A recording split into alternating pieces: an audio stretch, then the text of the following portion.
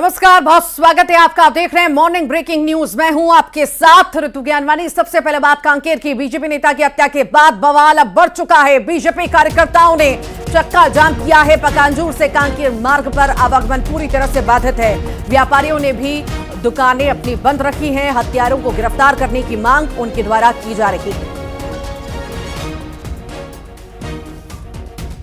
BJP नेता की हत्या के बाद प्रदर्शन की तस्वीरें, बवाल की तस्वीरें देखी जा सकती हैं। ये तस्वीर आप देख रहे हैं किस तरह से बवाल हो रहा है और हत्यारे की गिरफ्तारी की मांग इन कार्यकर्ताओं द्वारा की जा रही है। व्यापारियों ने भी अपनी दुकानें बंद रखी हैं। साथ ही साथ कहीं बहुत सारी जगह पर रास्ते बाधित कर दिए गए हैं। प्रदर्शन, हंगामा, हल्ला बोल की ये तस्वीरें इस वक्त आप देख रहे हैं कांकेर से, जहां बीजेपी नेता की हत्या हुई और हत्या के बाद चक्का जाम की तस्वीरें हमें देखने को मिल रही हैं। हत्यारों को गिरफ्तारी की मांग इनके द्वारा की जा रही है। बीजेपी नेता की हत्या हुई, हत्या के बाद बवाल कहीं ना कहीं बढ़ता नजर आ रहा है। तो कांकेर में बीजेपी नेता की हत्या और उसके बाद ये बवाल की तस्वीरें। और ज्यादा जानकारी के लिए हमारे साथ सहयोगी खेम नारायण जुड़ गए हैं। खेम नारायण, हत्या बीजेपी नेता की हुई है, उसके बाद से ही हम हंगामा देख रहे हैं, ये प्रदर्शन की तस्वीरें हम देख रहे हैं, चक्का जाम जगह जगह किया गया है। आखिर किस तरह की जांच हो रही है, कैसे जांच पुलिस कर रही है और शुरुआती जांच में क्या कुछ कहना है कि कोई नक्सली साजिश ये है या किसी तरह की कोई रंजिश है? शुरुआती जांच में क्या कुछ सामने आया है? जी ऋतु, आपको मैं बता दूं कि कल शाम को जब गोली मारने की घटना हुई, उसके बाद से जो है पखांजूर के जो भाजपा कार्यकर्ता है वो काफी आक्रोशित नजर आ रहे हैं। नगर पंचायत के जो क्षेत्र हैं वहां पर सड़कों पर उतर आए हैं जो भाजपा कार्यकर्ता है और पुलिस अपनी जांच में लगी हुई है। पुलिस ने सबसे पहले तो उनके लिए चुनौती थी कि ये जो भड़के हुए जो नाराज भाजपा कार्यकर्ता हैं उनको शांत कराया जाए और अभी भी पुलिस जो है हर पहलू पर जांच कर रही है कि जो अज्ञात जो लोग हैं जिन्होंने असीम राय पर गोली चलाई और उसके बाद से फरार हैं, तो कहीं ना कहीं जो है कई पहलू पे पुलिस जारी है कि कहीं ये राजनीतिक रंजिश की कोई वजह तो नहीं है या फिर जो जिस प्रकार से भाजपा के जो नेता बस्तर क्षेत्र में देखा गया है कि नक्सलियों के स्मॉल एक्शन टीम के द्वारा भाजपा कार्यकर्ताओं की जो हत्या कर दी जाती है, ये तो नहीं है। हालांकि पुलिस अभी दोनों पहलुओं पर जांच कर रही है। अभी स्पष्ट नहीं है कि कौन जो है असीम राय पर गोली चलाई है, लेकिन यहाँ पर कार्यकर्ता काफी नाराज है। रात से जो है पखांजूर क्षेत्र का माहौल जो है तनावपूर्ण हो चुका है और कई जगह तोड़फोड़ की गई और कई जगह जैसे पुलिस अधिकारियों के जो कार्यालय है, दफ्तर है, वहां पर घेरने की तैयारी की गई। वैसे ही आज सुबह भी जो है ये ऐसे दृश्य तस्वीरें सामने आ रही हैं कि भाजपा के जो कार्यकर्ता है वो सड़कों पे उतर आए हैं और व्यापारियों से बंद करने का आह्वान कर रहे हैं और कांकेर से पखांजूर जो मार्ग है वो आवागमन वहां पर बाधित कर दिया है। जी, ये पूरी घटना जो घटित हुई है, हत्या हुई है बीजेपी नेता की, इस बारे में भी जानकारी दीजिएगा कि क्या यहाँ पर कोई राजनीतिक साजिश हो सकती है क्या? क्योंकि 15 तारीख को शायद चुनाव भी वहां पर होने हैं, अविश्वास प्रस्ताव भी पेश हो चुका है और पखांजूर की हम बात कर रहे हैं, पंचायत का जो चुनाव होना है, पंचायत अध्यक्ष का, आखिर उसे लेकर भी कोई यहाँ पर स्थिति देखी जा रही है या इस एंगल से भी जांच हो रही है? जी देखिए, जिस तरीके से अभी विधानसभा चुनाव हाल ही में निपटे हैं और विधानसभा चुनाव के बाद जब कांग्रेस की सरकार के हटने के बाद छत्तीसगढ़ में भाजपा सरकार जब आई है, उसके बाद से जो है पखांजूर नगर पंचायत में काफी हलचल देखने को मिल रही है। पखांजूर नगर पंचायत में भाजपा के पार्षदों के द्वारा अविश्वास प्रस्ताव लाया गया है और 15 तारीख को जो है इस का चुनाव भी होना था और उससे पहले ही असीम राय जैसे बड़े लीडर भाजपा के उनकी हत्या कर देना कहीं ना कहीं ये संदेह जो है भाजपा कार्यकर्ताओं को के ऊपर को शक है। और कल रात में भी एक घटना घटी जिसमें भाजपा के पार्षद जो थे जिन्होंने पिछले चुनाव में कांग्रेस को समर्थन किया था, उनके दुकान के सामने जो है तोड़ फोड़ करने का प्रयास किया गया। तो कहीं ना कहीं भाजपा के जो कार्यकर्ता है अविश्वास प्रस्ताव लाया गया और उसके बाद हत्या हो जाती है। हालांकि एंगल बहुत सारे हैं, कोई नक्सली साजिश तो नहीं है या कोई आपसी रंजिश तो नहीं या राजनीतिक यहां पर कलेश तो नहीं। इन सभी पहलुओं पर बारीकी से जांच होना बहुत जरूरी है। फिलहाल के लिए बहुत शुक्रिया, नजर बना रखिएगा, आपसे इस बारे में जानकारी लेते रहेंगे। दुर्ग का जिक्र करते हैं। बीएसपी कर्मचारी की लाश मिली है, रेलवे ट्रैक पर मिली है कर्मचारी की लाश। धनोरा गांव के पास ट्रैक पर लाश मिलना बताई जा रही है। पद्माना पुलिस मामले की जांच में जुटी हुई है।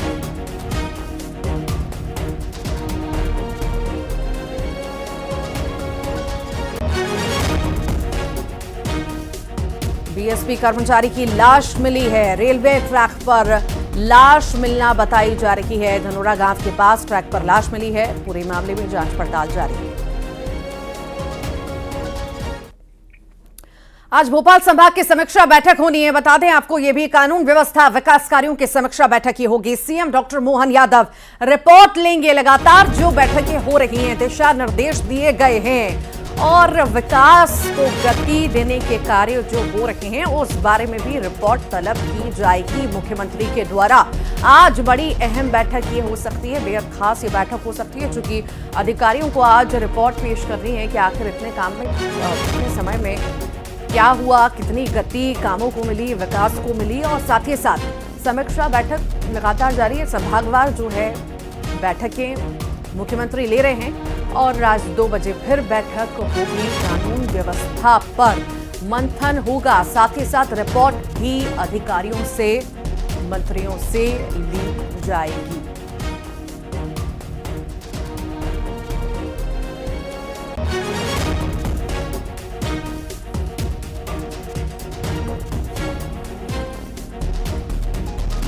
आज भोपाल में संभाग की समीक्षा, भोपाल संभाग की समीक्षा बैठक होने जा रही है। बेहद खास इसे मान सकते हैं। कानून व्यवस्था मेन मुद्दा इसमें रहने वाला है। साथ ही साथ जो पहले दिशा निर्देश दिए गए थे उन विकास कार्यों में कितनी गति आई, क्या कुछ काम हुआ, उस पर भी रिपोर्ट सीएम लेंगे। और परीक्षा में फर्जीवाड़ा रोकने के लिए बड़ी पहल की गई। एमपी बोर्ड परीक्षा में नया प्रयोग किया गया है। पहली बार उत्तर पुस्तिकाओं में बारकोड होगा। जी हां, प्रवेश पत्र पर क्यूआर कोड होगा। 10वीं 12वीं की परीक्षाओं में अब प्रयोग इसका किया जाएगा। प्रदेश में लगभग 17 लाख परीक्षार्थी शामिल होंगे और इसमें नया प्रयोग अब ये किया गया है। एमपी बोर्ड परीक्षा में यह नया प्रयोग, उत्तर पुस्तिका में बारकोड होगा, प्रवेश पत्र पर क्यूआर कोड होगा। 10वीं 12वीं की परीक्षाओं में इसका प्रयोग किया जाएगा। तो फर्जीवाड़े पर नकेल कसने का काम अब शुरू हो चुका है। फर्जीवाड़े लगातार सामने आ रहे थे और इस पर सख्ती में अब सरकार है। और आने वाले दिनों में चूंकि 10वीं और 12वीं की परीक्षाएं होने जा रही हैं और परीक्षाओं के मद्देनजर नकेल कसने की तैयारी में, फर्जीवाड़े पर नकेल कसने की तैयारी में सरकार अब है।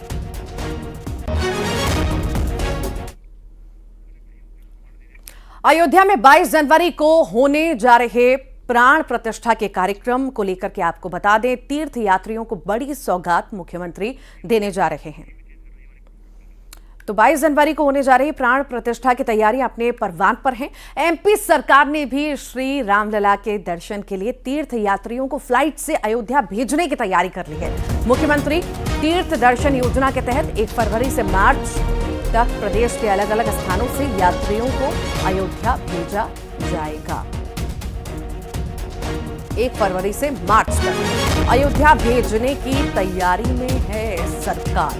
तीर्थ यात्रियों को बड़ी सौगात सरकार द्वारा। रामलला के दर्शन करने के लिए पहुंच सकेंगे श्रद्धालु, श्रद्धा के साथ तीर्थयात्री पहुंच सकेंगे, उनके लिए बड़ी सौगात है।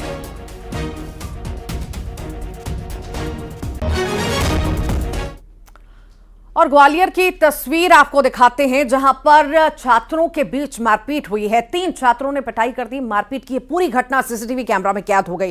फिलहाल पुलिस मामले की जांच पड़ताल में जुटी हुई है। ये तस्वीर ग्वालियर की आप देख रहे हैं। छात्र की पिटाई का ये वीडियो अब सामने आया है। मारपीट की घटना सीसीटीवी कैमरा में कैद हुई है। फिलहाल मामले की पड़ताल में पुलिस जुटी हुई है। ये बड़ी जानकारी आपको दे रहे हैं, तस्वीरें आपको दिखा रहे हैं। हमला करते हुए कुछ युवक एक छात्र पर बेरहमी से उसे पीट रहे हैं, लात घुसे मार रहे हैं।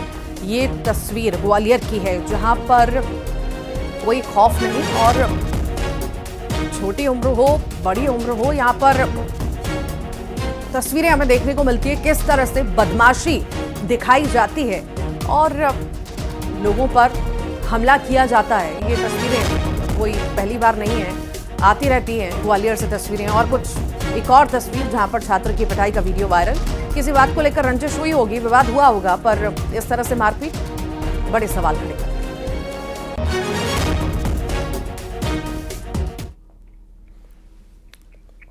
और नए साल के 7वें दिन भी चमक नहीं पाया है सूर्य। अधिकतर इलाकों में कोहरा बारिश का सिलसिला जारी रहा। पहली बार प्रदेश के सभी जिलों में एक साथ कोहरा रहा। भोपाल में विजिबिलिटी 600 मीटर दर्ज की गई। अगले 5 दिन कोहरा बादल मावठे की पूरी आशंका है। 1-2 दिन में मावठा ओले गिरने की आशंका है। भोपाल नर्मदापुरम संभाग में बारिश की आशंका जताई गई है। भोपाल में मावठा से तापमान 17.5 डिग्री दर्ज किया गया है। तो राहत मिलती हुई नजर नहीं आ रही है। मध्य प्रदेश में लगातार ऐसी स्थिति बनी रहेगी। ये भी हो सकता है कि आने वाले दिनों में बारिश भी हो जाए। 24 घंटे के अंदर बारिश होने के भी अनुमान है।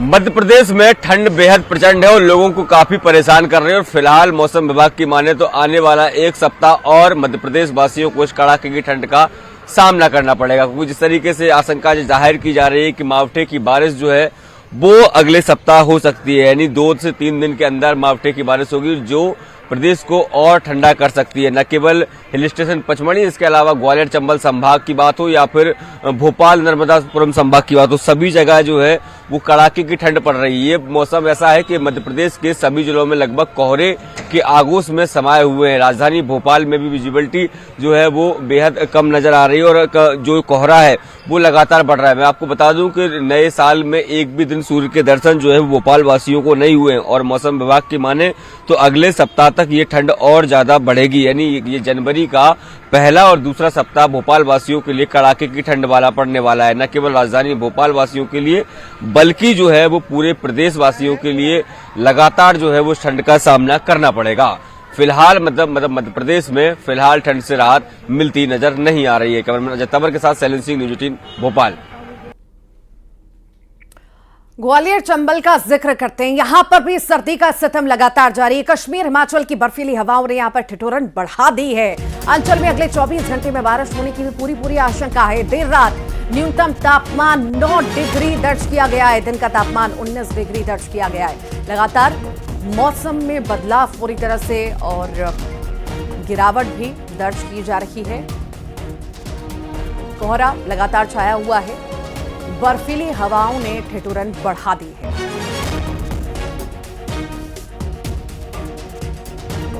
उत्तर भारत के कश्मीर और हिमाचल में हो रही बर्फबारी का असर ग्वालियर चंबल अंचल में पड़ रहा है। ग्वालियर चंबल अंचल इस वक्त कड़ाके की सर्दी से ठिठुर रहा है। आलम यह है कि आज सुबह से ही पूरे ग्वालियर चंबल अंचल में घना कोहरा छाया हुआ है। 7:30 बजे के वक्त भी आप देख सकते हैं कि विजिबिलिटी की क्या स्थिति है। विजिबिलिटी 10 मीटर से भी कम नज़र आ रही है और स्थिति ये है कि इस कड़ाके की सर्दी के चलते कोहरे ने रफ्तार पर ब्रेक लगा दिया है। उत्तर भारत के कश्मीर हिमाचल से आने वाली जो ट्रेनें हैं वो 14 घंटे तक की देरी से चल रही है। इसके अलावा ग्वालियर से जाने वाली फ़्लाइटें भी लगातार लेट हो रही है। इस सर्दी के चलते शिवपुरी सहित अन्य जो ग्वालियर चंबल अंचल के इलाके हैं वहाँ पर रात का जो न्यूनतम तापमान है वो 5 से 7 डिग्री के आसपास आ चुका है। और ठंड की स्थिति ये है कि लोग जो है पूरी तरह से खुद को ओढ़ कर ढक कर निकल रहे हैं। लोगों से ही बात करते, आप ही बताइए कि किस तरह की सर्दी है आज? सर्दी बहुत तेज है, पन्नी बीन बीन के ला रहे हैं। हाँ। इसलिए आग बांधने के लिए कैसे हमारे पास व्यवस्था नहीं है, इसलिए ठंड ज्यादा है। ठंड बहुत। तो आप देख सकते हैं कि लोग जो है सुबह निकलने वाले लोग खुद को गर्म रखने के लिए अलाव जलाने की व्यवस्था कर रहे हैं। ऐसे में अब स्वास्थ्य विभाग के जानकारों ने सलाह दी है कि बच्चों और बुजुर्गों को इस कड़ाके की सर्दी से बचाए। साथ ही इस भीषण कोहरे और पाले के चलते कृषि विभाग ने किसानों को भी अपनी फसलों को लेकर सचेत रहने की सलाह दी है। सुशील कौशिक, न्यूज़ 18, ग्वालियर। भोपाल में आंचल बालिका गृह का संचालक गिरफ्तार हो चुका है। अनिल नाम है इसका। आपको बता दें, अयोध्या नगर के एक अस्पताल से अनिल मैथ्यू को गिरफ्तार किया गया है। गिरफ्तार कर अनिल मैथ्यू को जेल भेज दिया गया। मामले में धर्मांतरण को लेकर धाराएं इस पर लगाई गई हैं। ईसाई धर्म के प्रचार के लिए जोर डालने का भी इस पर आरोप है। विदेश से फंडिंग की भी जांच हो रही है। तो आंचल बालिका गृह का पूरा मामला 2-3 दिन से गरमाया हुआ है, चूंकि 26 लड़कियां गायब थीं और उसके बाद से ही कहीं ना कहीं यह मामला जोर पकड़ने लगा। हालांकि राहत की बात यह रही कि सभी बालिकाएं मिल गई, वो अपने घर पर थी, पर लंबे वक्त से ये बाल गृह संचालित हो रहा था और इसमें कहीं ना कहीं ईसाई धर्म को बढ़ावा देने के लिए उन्हें पढ़ाई कराई जाती थी और कई सारी ऐसी चीजें हैं जो मौके से बरामद हुई हैं। साथ ही साथ जेल नुमा ये बाल गृह बनाया गया था। ना किसी के जाने की वहां पर व्यवस्था हो, ना किसी के आने की, ना कोई देख पाए। तो ये तमाम चीजें हैं जिन पहलुओं पर अभी जांच पड़ताल हो रही है। फिलहाल के लिए जो संचालक है उसकी गिरफ्तारी हो चुकी है और अब उससे पूछताछ जारी है। कई धाराओं में उस पर मामला दर्ज है।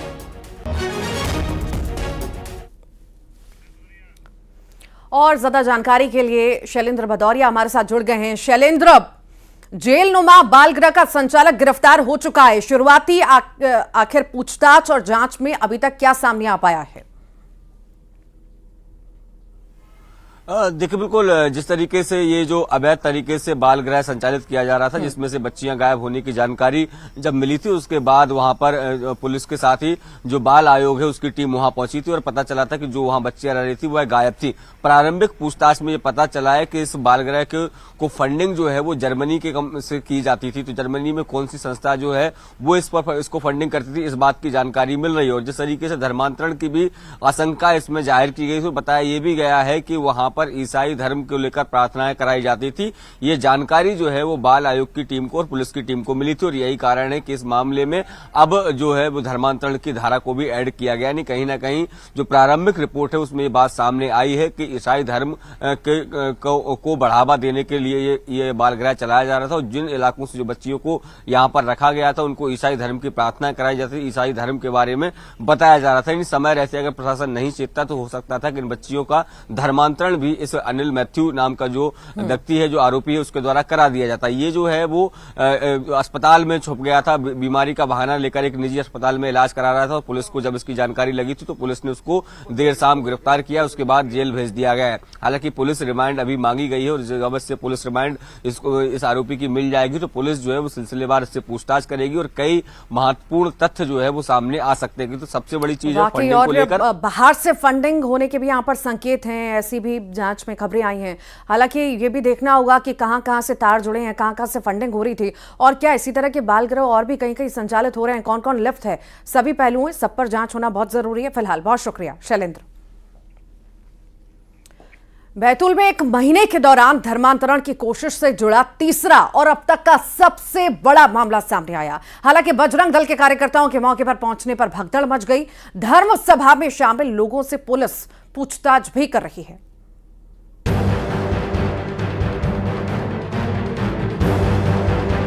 यहाँ लोगों की भीड़ है, बजरंग दल के कार्यकर्ता भी हैं और ये नाराज दिख रहे हैं। तस्वीरें बैतूल के सदन इलाके के मिशनरी स्कूल की हैं। यहाँ धर्म सभा का आयोजन किया जा रहा था। आरोप है कि 400 से ज्यादा इस धर्म सभा में हिंदू शामिल हुए थे। घटना की जानकारी मिलने पर बजरंग दल के कार्यकर्ता स्कूल पहुंचे और इनकी मिशनरी लोगों से जमकर बहस हुई। बजरंग दल के कार्यकर्ताओं ने धर्मांतरण की कोशिश के आरोप लगाए। सदर से हमको सूचना मिली, वार्ड से हमारे जो लोग हैं उनके द्वारा। सदर में एक मिशन स्कूल संचालित है पिछले कई वर्षों से। इस मिशन स्कूल में आज रविवार के दिन प्रार्थना सभा का आयोजन किया गया था, जिसमें लगभग 450 से 500 की संख्या में भोले वाले ग्रामीणों को बुलाया गया था। जिसमें हमने देखा कि हमारे जनजाति समाज की बहुत सी माताएं बहनें, बच्चे और ज़्यादातर विडो मतलब जो विधवा महिलाएं माताएं बहनें हैं वो थी। हमने वहाँ पर जाकर जब देखा तो प्रार्थना सभा करके 3 मंजिला स्कूल है, इसमें प्रार्थना सभा करके तीनों मंजिलों पे बहुत संख्या में लोग थे। जब हम अंदर गए हमारे 4 कार्यकर्ताओं के साथ, तो वहाँ से लोग भागने लगे। हमने उनसे बोला भी कि आप भागो मत, हम लोग यहाँ संस्था प्रमुख जो है आपके, उनसे हम बात करने आए हैं, हमको कुछ चीज़ें जानकारी चाहिए। हंगामे की सूचना मिलने पर मौके पर पुलिस पहुंची। धर्मसभा में शामिल लोगों के अलावा मिशनरी से जुड़े लोगों से पूछताछ की। यही नहीं, वीडियो फुटेज भी खंगाले जा रहे हैं।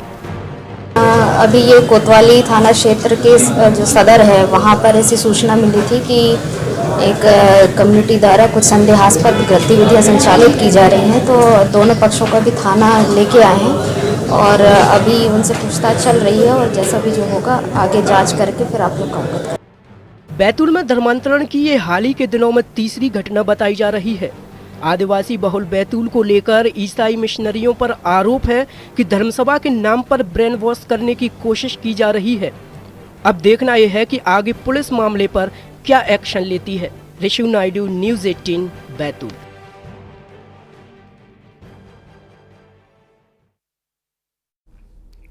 और आइए अब देखेंगे खबरों का 2020।